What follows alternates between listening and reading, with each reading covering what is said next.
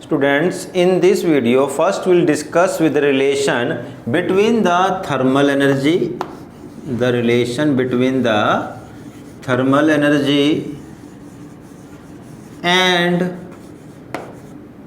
the stability, or you can say stability or also state of matter. Stability भी बोल सकते हैं and state of matter भी इसको हम कह सकते हैं कि थर्मल एनर्जी और स्टेबिलिटी ऑफ एनी मैटर या स्टेट ऑफ मैटर जो है वो क्या रिलेशन होता है। देखो, first of all what is thermal energy.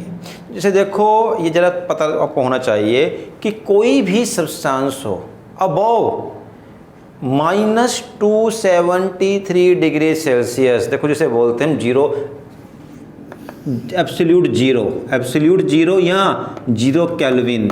Zero kelvin का मतलब होता है -273 degree Celsius, very very very low temperature. केवल एक यही ऐसा टेम्परेचर है जिस टेम्परेचर पर किसी भी सब्सटेंस के पार्टिकल की मोशन बिल्कुल रुक जाएगी। अगर आपको लग रहा है कि ये चोक होल्डर के पार्टिकल बिल्कुल फिक्स हैं तो गलत है, ऐसा नहीं है। हर चीज़ के पार्टिकल लगातार घूमते रहते हैं, वाइब्रेट करते हैं, अपनी पोजीशन पे घूमेंगे, आपको पता नहीं चलेगा। बहुत स्मॉल होते हैं इस चोक होल्डर के। इवन अगर मैं बात करूँ कोई आयरन का पीस है तो उस आयरन के पीस के जो एटम्स हैं वो लगातार अपनी पोजीशन पर वाइब्रेट करते हैं, but we can't see them. और ये 0 डिग्री सेल्सियस पे भी होगा, ये बात अलग है। जैसे जैसे जैसे आप टेम्परेचर कम करोगे उनकी मोशन जो है वो स्लो डाउन होती चली जाएगी, और जैसे जैसे आप इसको टेम्परेचर बढ़ाओगे उनकी काइनेटिक एनर्जी बढ़ेगी, तो उससे उसकी मोशन भी इंक्रीज होगी। तो वो जाकर कहाँ रुकेगी? 0 केल्विन या -273 डिग्री सेल्सियस। और इस टेम्परेचर को हम बोलते क्या हैं? Absolute zero. Absolute zero, although ये एक हाइपोथेटिकल मीन्स इमेजिनरी टेम्परेचर है, ये हमारी अर्थ पर कहीं भी अचीव नहीं होता है। ठीक है, नेचुरली ये कहीं पर भी अचीव नहीं होगा। इसका मतलब अगर आप किसी चीज़ को आइस के अंदर भी वहाँ पर रख दो तब भी उसके पार्टिकल्स, इवन आइस के पार्टिकल्स की भी कुछ मोशन होती है, ऑल्दो वो मोशन बहुत कम हो जाएगी, क्योंकि मोशन कैसे बढ़ती है? जैसे जैसे आप टेम्परेचर दोगे। तो देखो, जब हर पार्टिकल, मान लो ये चोक होल्डर है, ये आपके पास ब्लैक बोर्ड है, कुछ भी है, तो हर उसके पार्टिकल जब आप घूमते हैं, मूव करेंगे, तो उनके पास क्या होगी? Kinetic energy. और वो किसके डायरेक्टली प्रोपोर्शनल होगी? थर्मल एनर्जी के। जैसे जैसे थर्मल एनर्जी बढ़ेगी, वैसे वैसे पार्टिकल की मोशन बढ़ेगी, और पार्टिकल की मोशन बढ़ने से क्या है? उनके बीच में बॉन्ड क्या होगा? वीक होता चला जाएगा। देखो, जैसे जैसे मोशन बढ़ेगी, देखो होता क्या है, आपके पास ये पार्टिकल्स हैं, इनके बीच में क्या है? बॉन्ड है। अगर ये पार्टिकल कम हिल रहे हैं तो ये बॉन्ड स्ट्रॉन्ग होगा, बट ये पार्टिकल अगर लगातार बहुत जोर से मूव करेंगे तो इनके बीच का बॉन्ड क्या है? वो वीक हो जाएगा। तो जैसे जैसे आप टेम्परेचर बढ़ाओगे थर्मल एनर्जी बढ़ेगी और स्टेबिलिटी कम होती चली जाएगी। इसका मतलब जो आपकी स्टेबिलिटी है, स्टेबिलिटी ऑफ एनी सब्सटेंस में, देखो मैं बड़ा सिंपल एग्जांपल लेता हूँ। ये चॉक होल्डर है और ये प्लास्टिक से बना हुआ है। अभी टेम्परेचर रूम का जो भी है, 30 है, 25 जो भी है, ये स्टेबल है। आप इसको थोड़ी और हीट दोगे, स्टेबल रहेगा, बट एक उसको लगातार हीट देते जाओ, इसका टेम्परेचर बढ़ता चला जाएगा, और एक टेम्परेचर ऐसा आएगा जब ये क्या हो जाएगा? This solid will change into liquid, means इसकी स्टेबिलिटी खत्म हो जाएगी। तो लगातार जो स्टेबिलिटी है वो किसके इन्वर्सली प्रोपोर्शनल है? थर्मल एनर्जी के। जैसे जैसे थर्मल एनर्जी बढ़ेगी वैसे वैसे स्टेबिलिटी कम होती चली जाएगी। और इस थर्मल एनर्जी का स्टेट ऑफ मैटर से भी रिलेशन है। जब देखो, आपको बात करता हूँ, 3 चीज़ें। वाटर जो है वो 3 कंडीशन में मिलता है आपको। Water is present in the form of gas, means vapours की फॉर्म में। Water is present in liquid form also, जो यूजुअल फॉर्म है आपकी। And ice is also a form of water. ये तीनों ही वाटर की स्टेट्स हैं। अब इसमें क्या है, आइस जो है वो सॉलिड क्यों है, because the particles of the ice have very less thermal energy. क्योंकि देखो हम कैसे बनाते हैं आइस, जब वाटर को लगातार ठंडा करते चले जाएं, मीन्स उसकी थर्मल एनर्जी कम कर दें, जितना टेम्परेचर कम होगा उतनी थर्मल एनर्जी कम होगी। तो जैसे जैसे जैसे आप थर्मल एनर्जी कम करते चले जाओगे, पार्टिकल के बीच में बॉन्ड स्ट्रॉन्ग स्ट्रॉन्ग और स्ट्रॉन्ग होता चला जाएगा, और वो क्या है, देन इट मे बी कि वो क्या बन जाए, solid.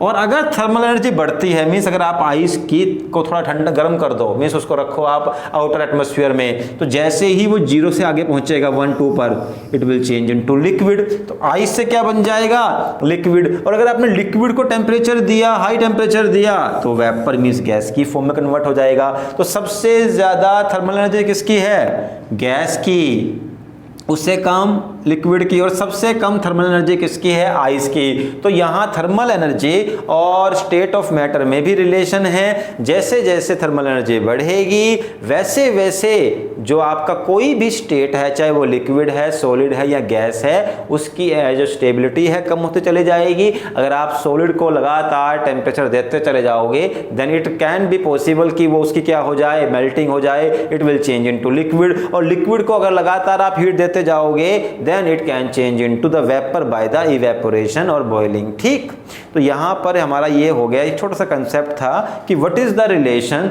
Between the thermal energy and the state of matter. तो जो आपके पास सॉलिड होगा उसमें जो थर्मल एनर्जी है वो मिनिमम होगी, और जो गैस फेज होगा उसकी थर्मल एनर्जी सबसे हाई होगी। एंड क्योंकि गैस फेज, आप देखो हम गैस की ही मैंने आपको लास्ट में कहा था कि that will discuss in the last video, कि that will discuss about the gas phase. इसका मतलब हम गैस स्टेट पर आ जाते हैं अब।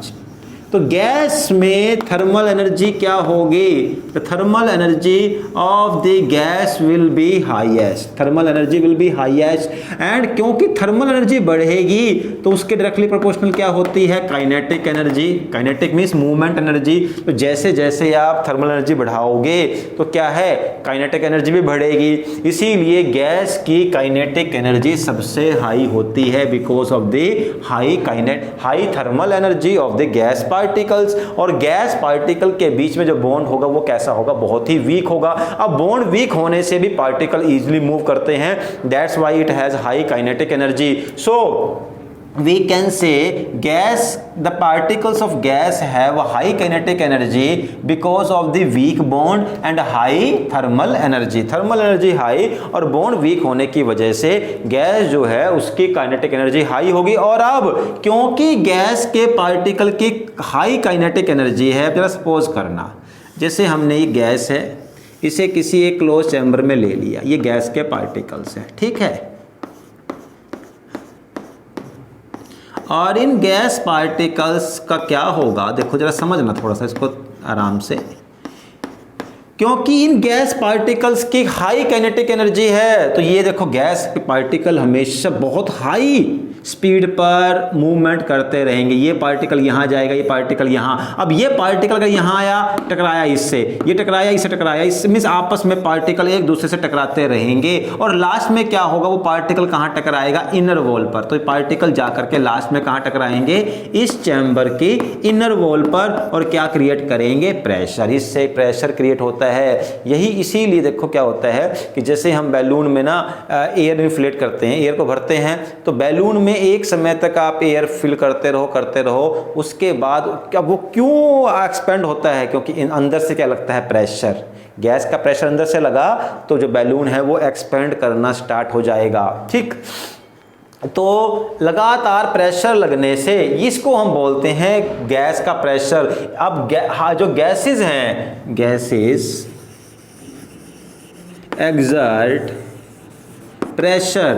So why the gases exert pressure? Because they strike the inner wall because they strike due to their collision or striking between the particle gases exert pressure। Gases जो है वो प्रेशर एग्जर्ट करते हैं क्योंकि उनके पार्टिकल आपस में strike करते हैं और लास्ट में जाकर के वो किसी भी वॉल को, इनर वॉल को स्ट्राइक करेंगे, that's why they exert the pressure. ठीक, और जितनी ज्यादा टेम्परेचर होगा, देखो गैस अगर लो टेम्परेचर पर है तो उसका प्रेशर भी कम होगा, जैसे जैसे आप टेम्परेचर बढ़ाओगे उसका प्रेशर भी बढ़ता चला जाएगा। अब देखो यही रीज़न होता है कि आप अगर हम गर्मी में देखते हैं कई बार बाइक या कार के जो टायर्स हैं वो वहाँ पर ब्लास्ट हो जाते हैं। ब्लास्ट क्यों होता है? क्योंकि आपने जो टायर में एयर इन्फ्लेट की हुई है। अब जैसे ही आपकी जो कोई भी बाइक है या कार है जब वो रनिंग पोजीशन में होगी तो क्या होगा, टायर और रोड के बीच में फ्रिक्शन होगा। फ्रिक्शन से क्या प्रोड्यूस होगी, हीट प्रोड्यूस होगी, और गर्मी में वैसे ही हीट होती है तो उसकी वजह से टायर का टेम्परेचर जो है वो अराउंड 100 डिग्री सेल्सियस तक पहुंच जाता है, 90-80। ठीक है, अब इतने हाई टेम्परेचर पर जो आपने टायर के अंदर गैस है उसके पार्टिकल की जो वाइप मीन्स स्ट्राइकिंग है, कोलिजन है, बहुत ज़्यादा बढ़ जाएगी। तो वो टायर को बहुत स्ट्रोंगली अंदर से प्रेशर लगाएगा और अगर टायर उस प्रेशर को टॉलरेट नहीं करता है देन इट विल ब्लास्ट। तो इससे पता चल जाता है कि जो गैस के पार्टिकल की काइनेटिक एनर्जी है या प्रेशर है वो किस पे डिपेंड करता है, प्रेशर पर भी टेम्परेचर पर डिपेंड करेगा। टेम्परेचर बढ़ने से पार्टिकल की काइनेटिक एनर्जी बढ़ेगी और काइनेटिक एनर्जी बढ़ने से क्या होगा, प्रेशर इंक्रीज होगा। ठीक, अब ये पता चल चुका है हमें कि gases exert pressure due to the high kinetic energy and collision between the particles. ठीक, आप देखो आपको पता होना चाहिए कि हम सबके ऊपर भी बहुत हाई प्रेशर है, और किसका, एटमॉस्फेयर का। We also experience a very high atmospheric pressure. Atmospheric pressure, very high atmospheric pressure, वो क्यों लगता है जरा समझना। देखो फॉर एग्जांपल आप यहाँ पर ग्राउंड पर हो एंड वी नो हमारा जो एटमॉस्फेयर है, ये देखो अर्थ तो बिल्कुल राउंड में है, ठीक, ऐसे आप यहाँ पर हो, we know up to 10 kilometres हमारा क्या है, एटमॉस्फेयर।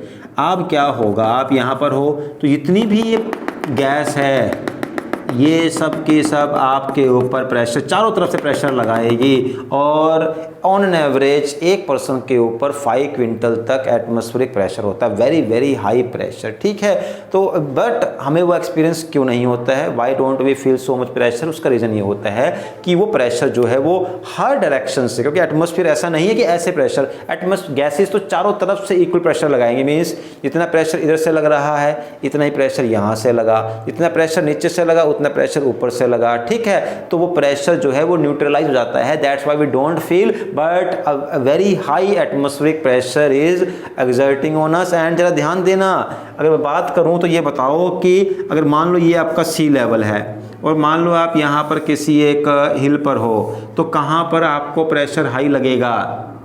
तो देखो हिल पर आपको यहाँ पर हो, इस टॉप पर हो तो यहाँ पर आपको प्रेशर कम लगेगा। क्यों?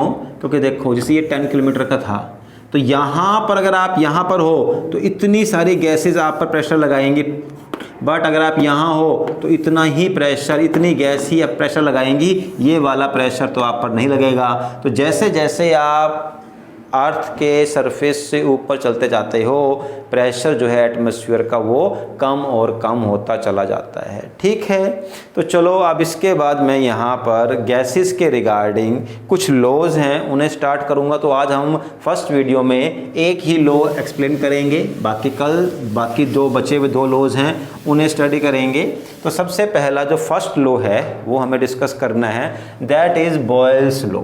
First law of gas is Boyle's law, BOYLES, Boyle's law. And इस लॉ को हम क्या बोलते हैं? Pressure volume relation also, pressure volume.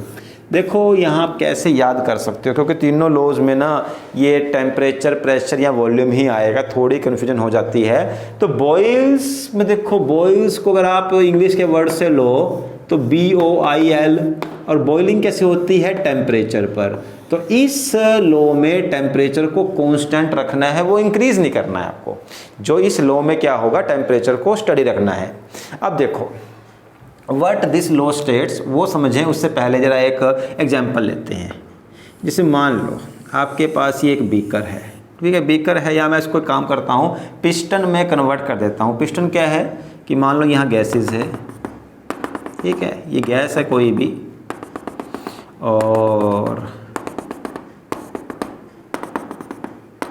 इसको आपने यहाँ पर, ये पिस्टन है, इसको मतलब ये इसको रोकने के लिए, और इसके यहाँ ये इसको हम बोलते हैं पिस्टन, ये पिस्टन हो गया। और अब देखो, अब यहाँ जो भी टेम्परेचर है, मान लो टेम्परेचर है 25 डिग्री सेल्सियस, उसको ना तो आपको डिक्रीज करना है ना ही इंक्रीज करना है। और सपोज करो अभी ये क्या है, वॉल्यूम है, ये वॉल्यूम सपोज कर सकते हैं कि 2 लीटर है, कितना 2 लीटर। और देखो इस पर क्या है, ये पार्टिकल प्रेशर लगा रहे हैं, तो कुछ प्रेशर भी होगा। सपोज कर लेते हैं प्रेशर है हमारे पास 2 एटमॉस्फेरिक प्रेशर है इस गैस का, जो इसके इनर वॉल पर लग रहा है। पार्टिकल देखो लगाएंगे, गैस के पार्टिकल प्रेशर को लगाएंगे, इस पर भी लगाएंगे ऐसे। अब अगर आप इस पिस्टन को और प्रेस करो, अब इसमें से गैस बाहर नहीं जानी चाहिए, volume should remain also constant of the gas, ठीक। अब मान लो कि ये लगभग, थोड़ा इसको चेंज कर लेते हैं, इतना है, ठीक है। अब आपने क्या किया, इस पिस्टन को प्रेस किया और पिस्टन को यहाँ ले आए, ठीक, पिस्टन को यहाँ ले आए। अब इससे क्या हुआ, गैस के पार्टिकल ये थे, ये रहे। अब गैस के पार्टिकल क्या हैं, और नज़दीक आ जाएंगे, क्योंकि देखो क्या हुआ, आपने प्रेस किया, गैस बाहर नहीं गई बट पार्टिकल नीचे आ गए। अब देखो इस कंडीशन में पार्टिकल जब नज़दीक आएंगे तो वो क्या है, उनकी जो स्ट्राइकिंग है, जो उनके आपस में टकराने की प्रोबेबिलिटी है वो बढ़ जाएगी। तो उससे क्या है, प्रेशर और ज़्यादा लगेगा, उससे प्रेशर और भी ज़्यादा एग्जर्ट होगा इसके ऊपर। तो क्या हुआ, अब देखो इस प्रेशर बढ़ाने से, देखो हमने क्या किया, यहाँ पर वॉल्यूम जब कम किया तो क्या बढ़ गया, प्रेशर। देखो पहले वॉल्यूम इतना था, मान लो 2 लीटर था, ये कितना हो गया, हम सपोज कर सकते हैं अब वॉल्यूम रह गया 1 लीटर। अब टेम्परेचर उतना ही है, टेम्परेचर चेंज नहीं किया है, वो उतना ही है 25 डिग्री सेल्सियस। बट जैसे ही आपने वॉल्यूम कम कर दिया तो प्रेशर क्या है, इंक्रीज हो गया। और यही है Boyle's law. What the Boyle's law states that at constant temperature, you should not change the temperature, at constant temperature when the volume is increase और decrease the pressure also increases और decreases. Means at constant temperature the pressure, या मैं कहूँ तो अगर, चलो ठीक है, pressure is directly inversely proportional to the volume, pressure is inversely proportional to the volume, या फिर इसको ऐसे बोल सकते हैं volume is also inversely proportional to the pressure। कि जैसे जैसे देखो, अब जैसे जैसे आपने प्रेशर बढ़ाया तो वॉल्यूम क्या है, कम, ऊपर से प्रेशर लगाया हमने, तो जब आपने यहाँ से प्रेशर लगाया तो वॉल्यूम क्या हो गया, कम हो गया। So according to the Boyle's law the volume of the gas is inversely proportional to the pressure. आप ऊपर से प्रेशर लगाया तो गैस का जो वॉल्यूम है वो क्या हो गया, कम हो गया। So according to Boyle's law the volume of the gas is inversely proportional to the pressure. जैसे जैसे प्रेशर लगाओगे, या प्रेशर लगाओ, गैस नीचे आ जाएगी तो उसका वॉल्यूम क्या है, यहाँ पर कम हो जाएगा। अब देखो इसी को थोड़ा सा और आगे सिंप्लीफाई करते हैं। हमने क्या डिस्कस किया अभी, the volume of the gas is inversely proportional to the pressure. अब देखो हम हमेशा इस कांस्टेंट को हटाना होता है हमें, तो इसको हटाने के लिए क्या लिखेंगे, इज इक्वल टू आर। हम यहाँ पर आर लिख सकते हैं। देखो जो गैस का कांस्टेंट है उसको हम आर, या फिर चलो आर छोड़ो, आप यहाँ पे के ही लिख देते हैं, के लिख दिया आपने, ठीक है। तो v इज इक्वल टू के डिवाइड बाय पी, ठीक है। हमने के इसको हटाया, यहाँ पर के लगाया, क्यों, क्योंकि प्रोपोर्शनैलिटी को हटाना था। तो क्या बन गया, P V is equal to K, ये इक्वेशन आ गई। इसका मतलब क्या हुआ, देखो इसका मतलब हुआ कि प्रेशर और वॉल्यूम का जो प्रोडक्ट है वो हमेशा कांस्टेंट रहेगा। जरा समझना कैसे, कि प्रेशर और वॉल्यूम का प्रोडक्ट कैसे कांस्टेंट रहेगा। इसी को दोबारा से डायग्राम बनाते हैं, वहाँ जरा समझ लेते हैं। जैसे मान लो यहाँ पर ये और गैस, ठीक, इधर से ये, और अब इसको यहाँ ले लिया, इतना वॉल्यूम आ गया। नाउ सी, जरा ध्यान दो आप, इधर क्या है, प्रेशर कम था, यहाँ प्रेशर आपने बढ़ा दिया। अब जरा इसमें क्या रहेगा कि जितना आपने यहाँ प्रेशर बढ़ाया उतना ही क्या हो गया, वॉल्यूम कम हो गया। मीन्स दोनों चीज़ों का जो प्रोडक्ट है वो सेम रहेगा। मान लो मैं सपोज करता हूँ यहाँ पर आपका प्रेशर है 2 और वॉल्यूम है 10, कितना कुल कितना हो गया ये 20, इसका प्रोडक्ट P और V कितना गया 20। अगर मान लो आपने प्रेशर को बहुत बढ़ा दिया, अगर आपने प्रेशर को 4 कर दिया तो वॉल्यूम कितना हो जाएगा 5, कितना आया प्रोडक्ट 20। तो यही है बॉयल्स लॉ। वो कहता क्या है कि प्रेशर और वॉल्यूम का प्रोडक्ट हमेशा कांस्टेंट रहता है। अब मान लो जैसे यहाँ कहता हूँ मैं, इसको जरा हम इसका फॉर्मूला भी डिटेक्ट कर लेते हैं।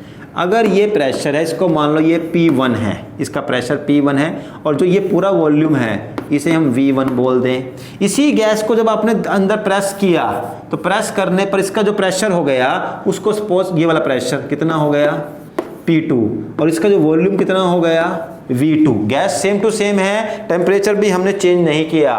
तो इसका मतलब क्या होगा, P1 V1 is equal to P2 V2, और यही डेरिवेशन है बॉयल्स लॉ की। बॉयल्स लॉ के क्वेश्चंस को अगर मैं सोल्व करना है तो ये P1 V1 is equal to P2 V2 को फॉलो करना पड़ेगा। मीन्स जो इनका प्रोडक्ट है वही इसका रहेगा, लेकिन टेम्परेचर का कांस्टेंट होना ज़रूरी है। और इसको समझने के लिए मैं यहाँ पर देखो एक न्यूमेरिकल को सोल्व कर देता हूँ, उससे आपको ये बात थोड़ा और इजीली समझ आ जाएगी। बाकी आपको जो न्यूमेरिकल्स हैं वो आप खुद भी सोल्व कर सकते हो, कोई इतना मुश्किल न्यूमेरिकल नहीं रहेंगे।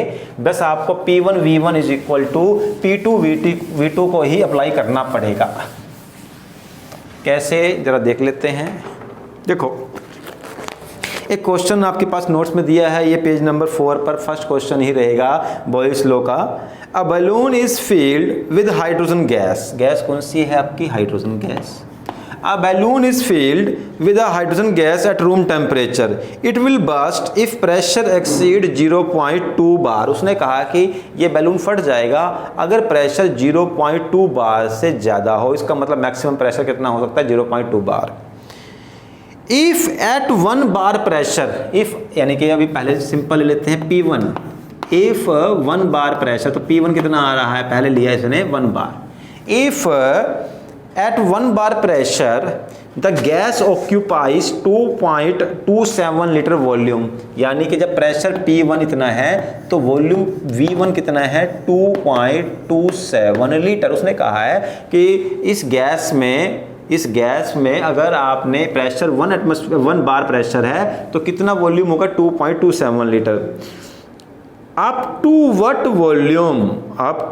Volume can the balloon be expanded. आप बैलून को कितने वॉल्यूम तक एक्सपेंड कर सकते हो, जरा ध्यान देना। देखो अगर ये गैस 1 बार प्रेशर हो तो कितना वॉल्यूम होता है इसका 2.27 लीटर, यानी कि गैस, इसका मतलब क्या है कि बैलून का वॉल्यूम भी 2.27 लीटर हो सकता है अगर हम कितना प्रेशर लगाएं 1 बार। अब इसने क्या कहा, कितना वॉल्यूम तक आप इसको एक्सपेंड कर सकते हो। तो देखो इसी क्वेश्चन में लिखा था कि ये जो बैलून है वो 2 बार से ज़्यादा प्रेशर को टॉलरेट नहीं कर सकता। इसका मतलब मैक्सिमम प्रेशर कितना हो सकता है इसका 2 बार। और अगर इसका प्रेशर 2 बार हो गया, P2 इज 2 बार, तो उस समय कितना वॉल्यूम होगा वो हमें कैलकुलेट करना पड़ेगा ना, क्योंकि 2 बार से ज़्यादा प्रेशर हम इस पर एग्जर्ट नहीं कर सकते। तो इसका मतलब कैसे निकलेगा ये P1 V1 is equal to P2 V2। जब प्रेशर 1 बार हो तो कितना मैक्सिमम वॉल्यूम हो सकता है 2.27 लीटर। अगर आपका प्रेशर 2 बार हो जाए तो V2 कितना होगा, निकाल देंगे तो V2 is equal divide by 2। तो जो भी आंसर आएगा ये आपके पास इस क्वेश्चन का आंसर आ गया। बहुत ही आसान सा क्वेश्चन था। अच्छा, इसके बाद मैं यहाँ पर एक क्वेश्चन और ले लेता हूँ, ये इसका लास्ट क्वेश्चन है, इसके बाद फिर मैं इसके करवा करके इम्पोर्टेंस तो बॉयल्स लॉ को आज यहीं फिनिश करता हूँ। What will be the minimum pressure required to compress, what is the minimum pressure required to compress 500 decimetre cube, 500 decimetre cube of air at 1 bar pressure, यानी कि जब इसका ये वॉल्यूम है तो प्रेशर कितना है 1 एटमॉस्फेयर, 1 एटमॉस्फेयर पर इतना प्रेशर है किसी गैस का। What will be the minimum pressure required to compress 500 decimetre cube of air at 1 bar to 200 decimetre cube, यानी कि आपको इसको, ये V1 है, ये P1 है, उसने कहा कि इसको कंप्रेस करना है कितने तक, V2 बनाना है कितना 200 डेसीमीटर क्यूब, तो बताओ कितना प्रेशर P2 मुझे लगाना पड़ेगा, यही क्वेश्चन है। उसने कहा है कि कोई गैस है, अगर उसका प्रेशर 1 एटमॉस्फेयर है तो उसका इतना वॉल्यूम होता है, अगर इसका वॉल्यूम इतना हो गया है तो कितना प्रेशर लगाया होगा वो निकालना है। क्वेश्चन वही, P1 V1 is equal to P2 V2, तो P1 क्या है आपके पास 500, V कितना है, V1 तो 1 एटमॉस्फेयर है, P2 कितना है वो तो आपको निकालना ही है यहाँ, और कितना वॉल्यूम दिया हुआ है 200 एटमॉस्फेयर डेसीमीटर क्यूब, और लो भाई इसको 200 से डिवाइड कर दो, 2.5 आंसर आना चाहिए यहाँ पर। P2 जो है वो कितना हो जाएगा 2.5 एटमॉस्फेयर। तो इस तरीके से ये क्वेश्चंस करने हैं आपको। और इसके बाद बस एक लास्ट टॉपिक जो बचा हुआ है, इसकी बॉयल्स लॉ की प्रैक्टिकल सिग्निफिकेंस, प्रैक्टिकल सिग्निफिकेंस बोल दें या इम्पोर्टेंस बोल दें, बात एक ही होती है। देखो हर लॉ के पीछे कहीं ना कहीं हमारी जो डेली लाइफ होती है जुड़ी होती है, और ये भी, इसके भी कुछ डेली लाइफ के ऐसे कंसेप्ट्स हैं जो कि बॉयल्स लॉ के अकॉर्डिंग चलते हैं, या बॉयल्स लॉ को की हेल्प से हम उन डेली जो लाइफ में हो रहा है उनको समझ सकते हैं। देखो सबसे पहले आपने सुना होगा कि जैसे जैसे हम हिल्स पे जाते हैं, ऊपर जाएंगे हाई एल्टीट्यूड पर, तो हमारे लिए सांस लेना, ब्रीदिंग प्रोसेस जो है वो डिफ़िकल्ट हो जाती है। अब क्वेश्चन है why the process of breathing becomes difficult when we are going up towards the altitude, कि एल्टीट्यूड बढ़ने पर हमारे लिए ब्रीदिंग करना मुश्किल क्यों होता है। तो देखो उसका रीज़न बताया था मैंने आपको। क्या होता है, ये मान लो आपके पास यहाँ पर हो और ये हमारा एटमॉस्फेयर है और यहाँ पर गैसेस लग रही है, ठीक है, गैसेस का प्रेशर भी होगा। अब इसमें ऑक्सीजन भी है, बाकी गैसेस भी हैं। What is required for us, oxygen, ठीक है, ये सब गैसेस हैं। अब ज़रा ध्यान देना, इसको मैं बड़े सिंपल एग्जांपल से लूँगा कि जैसे आपको मान लो आपने बुक्स रखी हुई है, एक बुक के ऊपर एक बुक के ऊपर एक के ऊपर एक बुक, तो ये बताओ कि किस बुक के पेज सबसे ज़्यादा क्लोजली पैक होंगे, सबसे नीचे वाली बुक के पेज। क्यों? क्योंकि उसके ऊपर बाकी बुक्स का भी प्रेशर लग रहा होगा।